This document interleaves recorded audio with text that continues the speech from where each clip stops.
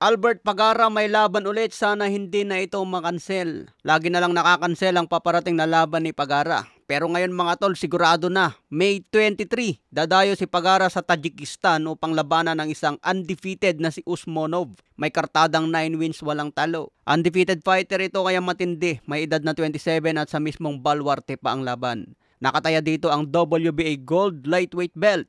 Ibig sabihin, mapapalaban na si Pagara sa isang belt. Maganda ito dahil kinoconsider ng World Boxing Association ang WBA Gold bilang isa sa mga importanteng titulo. Hindi rin masabing minor belt ang WBA Gold dahil kabilang ito sa mga secondary main belt ng WBA. Mas kinikilala lang kasi ng ibang sanctioning bodies ang Super WBA at Regular WBA. Sana tuloy-tuloy na ang laban ni Pagara. Huling laban pa niya noong 2024. May kartada ngayon na 35 wins, 24 KOs, may isang talo. Ayon sa Boxrec, edad 31 pa lang si Pagara, kaya bata pa. Sa iba pang balita, Ryan Garcia, sinabing nakahanda lumaban kay Conor Benn at Jaron Ennis. Aba, matindi talaga itong si Ryan Garcia. Binanggit ang dalawang pinakamalupit sa welterweight. Sinabi rin ni Conor Benn na manonood siya sa laban ni Ryan Garcia kontra Rolly Romero. Kung manalo daw si Ryan Garcia at maging WBA welterweight champion na, papalag agad si Conor Benn. Sinabi naman ni Ryan Garcia na nakahanda siya lumaban kahit sino sa welterweight.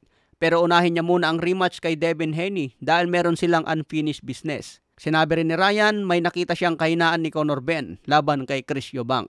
Kaya tiwala si Ryan na kayang talunin si Conor Benn. Pero alam ni Ryan Garcia na ibang leon na ang makakasagupa sa welterweight. Mainit ulit ang usapan sa welterweight dahil nandyan na si Ryan Garcia. Dati mainit din sa welterweight noong panahon ni Turman, Spence at Crawford. Pero hindi man lang naglaban-laban ang tatlong ito. Si Spence at Crawford, nakita natin ang laban. Pero maganda rin sana kung nakita natin si Turman versus Crawford o kaya Turman versus Spence.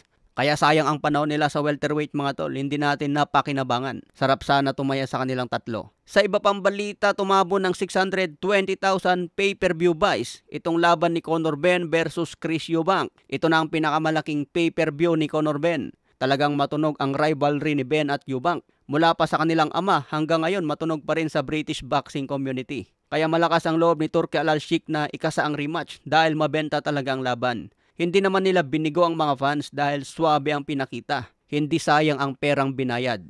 Samantala na Oya Inoue at Bob Arum muling nagkita. Sobrang papuri ni Bob Arum kay Inoue. Sa buong buhay daw ni Bob Arum, si Inoue ang nakita niyang pinakamagaling na fighter sa mababang dibisyon.